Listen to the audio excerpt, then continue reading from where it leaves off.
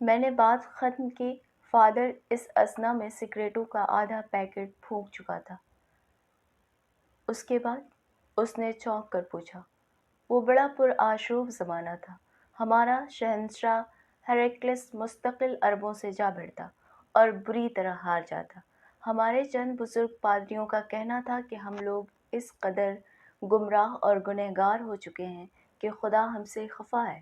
ہمارے تیز فون آنے سے چند سال قبل ہی وہ لرزاخیز واقعہ ہوا تھا جب صحرائے عرب سے نکل کر دو فقیر نما ایلچی ایک بے انتہا اہم مرسلہ لے کر شاہ ایران کے پاس آئے تھے۔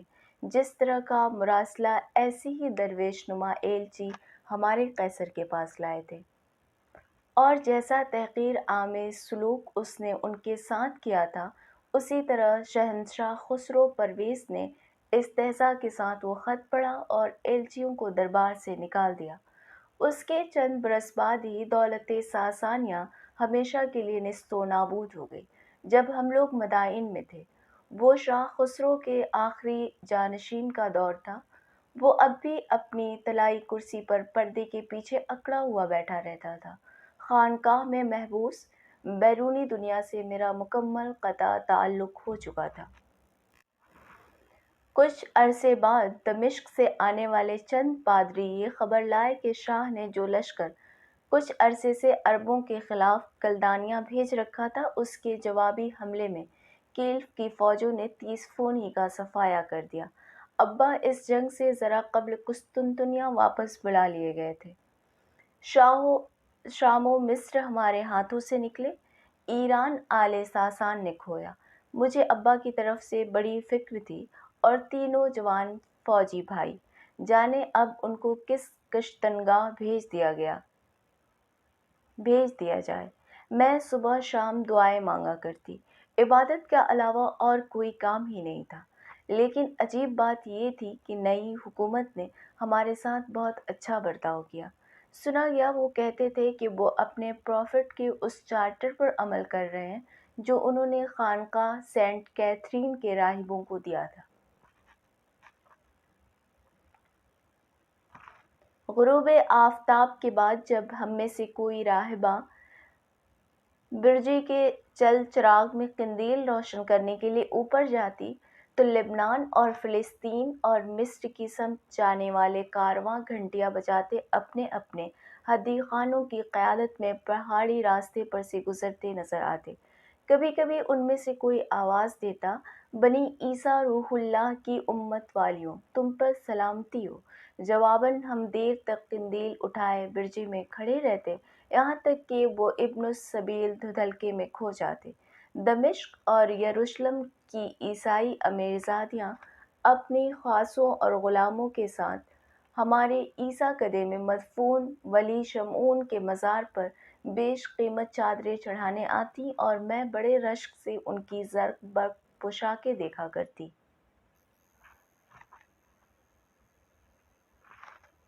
ایک صبح میں چھت پر کبوتروں کو دانہ کھلا رہی تھی جب دور سے ایک قافلہ آتا دکھائی دیا۔ آگے آگے سفید گھوڑے پر ایک شہزادی سوار تھی، باقاعدہ سنہرا تاج سر پہ، بائیں ہاتھ میں سینٹ جارج کا پرچم۔ گورنمنٹ کے 2 عرب افسر گھوڑوں پر سوار اس کے دائیں بائیں آ رہے تھے۔ میں نے حیرت سے سوچا، کس ملک کی ملکہ ہے؟ وہ گرجستان کی شہزادی کاتنکا تناتن تھی۔ جو ہی میں نے یہ نام لیا، فادر گریگری چونک پڑا اور جلدی جلدی سگریٹ کا کش لگانے لگا۔ میں نے قصہ جاری رکھا۔ وہ اتنی دور دراز کی مسافت طے کر کے ولی شمعون کے مزار کی زیارت کرنے آئی تھی۔ امیر المومنین کے افسروں نے اس کو خانقاہ تک احترام سے پہنچایا۔ بڑی البیلی شاندار منچلی شہزادی تھی۔ جو باقی مسلمان شہسوار اسے پھاٹک تک چھوڑنے آئے تھے، ان سے اتنی دیر تک میٹھی میٹھی باتیں کرتی رہی کہ ہم لوگ جو اس کے استقبال کے لیے نکلے تھے کھڑے کھڑے تھک گئے۔ ہم 4 راہبات اس کی میزبانی پر مامور کی گئیں۔ شہزادی ہمارے یہاں 1 ماہ مہمان رہی، خانقاہ اور گرجا کو زر و جواہر نظر کیا، ولی کے مزار پر مشجر زربفت زربفت کی چادر چڑھائی جس کے کناروں پر یاقوت اور زمرد سے گلے صنوبر کی بیل بنائی گئی تھی۔ چلتے وقت شہزادی نے ہماری ایب سے درخواست کی کہ اس نے اپنی ریاست میں ایک نئی خانقاہ اور پرستش گاہ تعمیر کی ہے، اس کی دیکھ بھال کے لیے چند تجربہ کار راہبات کو اس کے ساتھ بھیج دیں۔ ایبس نے مجھے اور 3 لڑکیوں کو حکم دیا کہ شہزادی کے ساتھ جارجیا روانہ ہوں۔ میں بخوشی تیار ہو گئی۔ باقی راہبات میں سے 2 تو راستے ہی میں مر گئیں۔ وہ دونوں بیچاریاں قبطی لڑکیاں تھیں، راستے میں پہاڑوں کی شدید سردی برداشت نہ کر سکیں۔ تیسری لڑکی یونانی تھی، اس کے باپ نے اسے بھی زبردستی خانقاہ میں ٹھوس دیا تھا۔ وہ تربستن کے قریب قافلے سے بچھڑ گئی اور کہنے والے کہتے ہیں کہ کسی عرب یا بازنطینی تاجر کے ساتھ بھاگ گئی، اللہ بہتر جانتا ہے۔ اسی شہزادی نے اس پہاڑی پر یہ رباط تعمیر کروایا تھا۔ یہ سامنے والا گرجا بہت بعد میں بنا ہوگا۔ میں مرتے دم تک یہاں رہی۔ اکثر مجھے اپنے گھر والوں کی یاد آتی اور فکر ستاتی۔ بازنطین سے جارجیا تاجر اور پادری مستقل آیا جایا کرتے تھے، ان سے وہاں کی خبریں معلوم ہوتی رہتی۔ ضوابط کے مطابق میں اپنے ماں باپ سے خط و کتابت نہیں کر سکتی تھی کیونکہ اب وہ سب میرے لیے اجنبی تھے۔ میرا رشتہ صرف خدا سے تھا۔ بازنطین سے آنے والے پادری بتایا کرتے، قسطنطین دوئم کو اس کے بیٹے تھیوڈوسس نے قتل کیا، پھر اس کے بیٹے قسطنطین یوگوٹس نے اپنے بھائیوں ہرکل اور ٹائبیرس کی ناکیں ہی کاٹ ڈالیں چھری سے، اور بے شمار پادری مصلوب کیے گئے۔ پھر ایک خانہ بر انداز نے، جو نہ جانتا تھا کہ میں کون ہوں، باتوں باتوں میں ذکر کیا کہ پچھلے خانہ جنگی میں جو قتل عام ہوا اس میں وزیر اسٹیفن ہونورس اور ان کے 3 بیٹے ہلاک ہوئے۔ لیڈی آئرینا ماریا بہت پہلے قضائے الہی سے گزر چکیں۔ اس رات میں اپنے حجرے میں رات بھر بلک بلک کر مسلسل زار و قطار روئی۔ برف کے پانی سے آنکھیں دھو کر فجر کی عبادت میں شامل ہوئی۔ اس کے بعد میں نے شجرستان اور گل کدے کے درختوں، پھول پتیوں، چرندوں پرندوں، تیتریوں سے بھی اپنا دل ہٹا لیا کہ یہ سب مظاہر قدرت کسی نہ کسی طور سے دل کو راحت بخشتے تھے اور مسرت کی علامت تھے۔ محض علم، خالص اندوہ اور کرب میرا حصہ تھے اور وہ مجھے پوری طرح ملا۔ میں گھنٹوں سجدے میں پڑی رہتی، مسلسل روزے رکھتی، ٹاٹ اوڑھ کر سر پر راکھ ڈال کر اپنے پچھلے کردہ اور ناکردہ، دانستہ اور نادانستہ گناہوں کی معافی چاہتی۔ لیکن فادر گریگری، ہم یونانیوں کے ہاں جو کتھارسس کا تصور ہے وہ بالکل لغو ہے۔ کتھارسس کوئی چیز نہیں، کرب پیہم ہے۔ خداوند مسیح کا صلیب پر سہا ہوا کرب حقیقت کی بنیادی حقیقت ہے۔ اب میرے زہد و تقویٰ، حلم و مسکینی و فروتنی کی شہرت کوہستان قفقار میں دور دور تک پھیل گئی۔ لوگ میرے پاس دعا درود کے لیے آنے لگے۔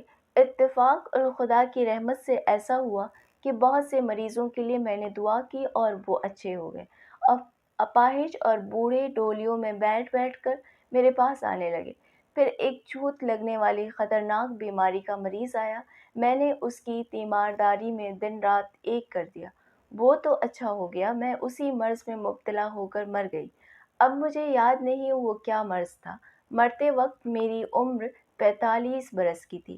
میرا تابوت دستور کے مطابق اسی خانقاہ کے تہہ خانے میں رکھ دیا گیا۔ بہت حسین تھی؟ فادر نے پوچھا۔ بے حد، میں بھی۔ اس وقت خدایا معاف کرنا، میرے دل میں خیال آیا، یہ آرزو پیدا ہوئی کہ کاش جب یہ زندہ تھا اور فادر نہیں تھا اور یہ گرینڈ ڈیوک آف تبلیسی کا بیٹا تھا اور میں سفیر بازنطین کی حور لڑکی، اس وقت اگر ہماری ملاقات ہوتی۔ مگر تیری مصلحتیں تو ہی جانے۔ میں نے فادر کو اپنے قصے کے انجام سے آگاہ کیا۔ میرے مرنے کے بعد زائرین یہاں آنے لگے۔ چند معجزے مشہور ہو گئے۔ صدیاں گزرتی گئیں۔ 1873 میں کلیسا نے فیصلہ کیا کہ کسی برگزیدہ بندے یا بندی کو سینٹ قرار دینے کے لیے درجۂ دلائلیت کی جن شرائط کو پورا کرنا لازم ہے، مثلاً چند مصدقہ مستند معجزے، مستند حالات زندگی وغیرہ، اگر میرے کوائف ان شرائط کو پورا کرتے ہوں تو مجھے سینٹ بنا دیا جائے گا۔ برسوں یہ تحقیقات چلا کی۔ حسب معمول میرا کیس ماسکو کے اسقف اعظم کے پاس بھیجا گیا۔ بالآخر فیصلہ کیا گیا کہ 25 نومبر 1921 کے روز مجھے سینٹ فلورا سابینا بنا دیا جائے گا۔ اس روز میرا جشن منانے کی تیاری کی جا رہی تھی، مگر اسی تاریخ سے چند روز قبل یہ چرچ اور خانقاہیں بند کر دی گئی، لہٰذا آفیشل طور پر میں سینٹ فلورا نہیں ہوں، ویسے شاید ہوں۔ فادر، اب تم بتاؤ، تم نے ترک علائق کیوں کیا؟ دنیا صرف مردوں کے لیے بنائی گئی ہے، وہ خانہ فروشی کیوں کرتے ہیں؟ کیا وہی پرانا قصہ، محبوبہ کی بے وفائی؟ وہ چپ رہا۔ خداوندہ، میں انتہائی عز سے اقرار کرتی ہوں کہ عورت کی فطرت 1350 برس موت کی نیند سونے کے بعد بھی نہیں بدلتی۔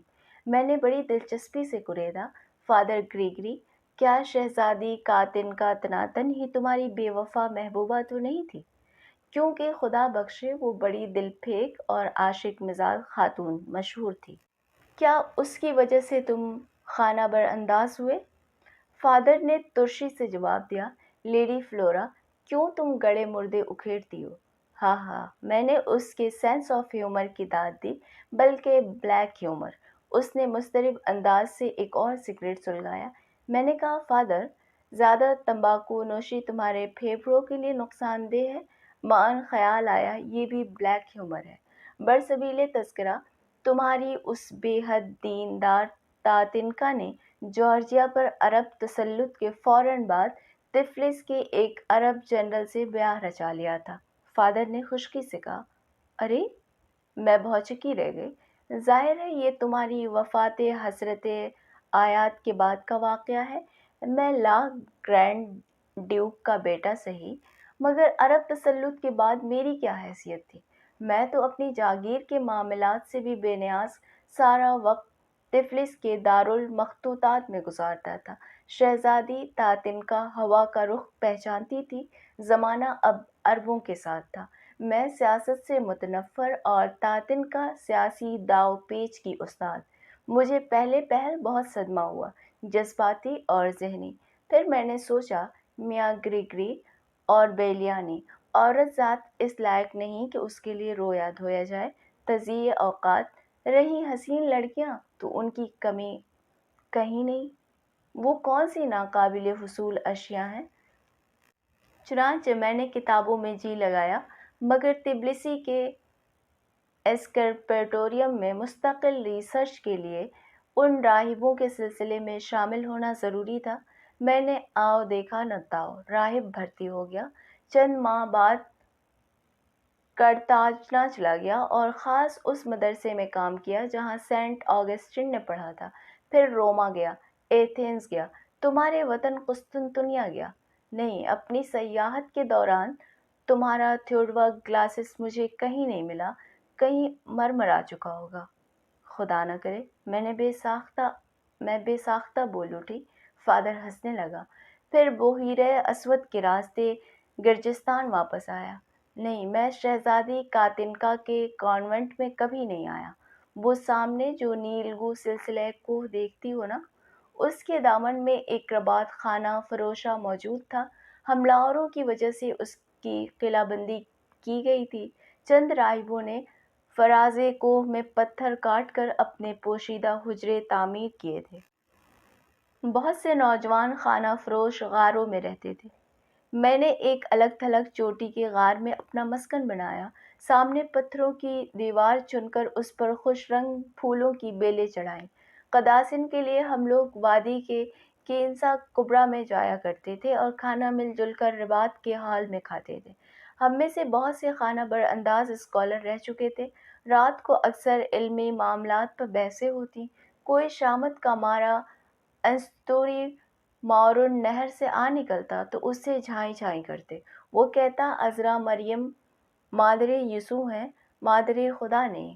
ہم کہتے تمہارے پاس کیا ثبوت ہے؟ وہ کہتا تمہارے پاس کیا ثبوت ہے؟ کوئی سیرین پادری آ پہنچتا، اس سے جھڑپ رہتی۔ وہ کہتا مسیح کی وحدت فطرت کے قائل ہو جاؤ۔ ہم کہتے ہرگز نہیں ہوں گے۔ ان جھگڑوں سے تنگ آ کر کئی راہب طفلس پہنچے اور مسلمان ہو گئے۔ غرض کہ بڑا اچھا وقت گزر رہا تھا۔ عید میلاد المسیح سے 2 روز پہلے کی بات ہے۔ میں صبح منہ اندھیرے باورچی خانے کے لیے لکڑیاں کاٹنے جنگل میں گیا۔ سارا جنگل برف پوش تھا۔ وادی میں کلیسا کے سریلے گھنٹے بج رہے تھے اور خرگوش اور گلہریاں میرے چاروں طرف دوڑتی پھر رہی تھیں۔ سینٹ گریگری کی ایک کونٹاکیا گنگناتے گنگناتے میں نے زور سے کلہاڑی جو درخت کے تنے میں ماری، وہ آ کر میرے پاؤں میں لگ گئی۔ میں نے فوراً تھوڑی سی برف سے زخم صاف کر کے ہرے پتوں کی پٹی باندھی، لکڑیاں کاٹ کر خانقاہ واپس آیا اور روزمرہ کے مشاغل میں مصروف ہو گیا۔ رات کو اپنے حجرے میں جا کر سونے سے پہلے حسب معمول موم بتی جلائی اور سینٹ آگسٹین کے اعترافات کا مطالعہ شروع کیا۔ کلہاڑی کے زہر باد سے صبح تک ختم ہو چکا تھا۔ وقت رحلت سن شریف 54 54 تھا۔ مجھے معلوم نہیں اس مرقد میں کب اور کیوں منتقل کیا گیا۔ شاید شہزادی کاتنکا نے تابوت یہاں منگوا لیا ہو۔ میں نے سوچا لیکن خاموش رہی۔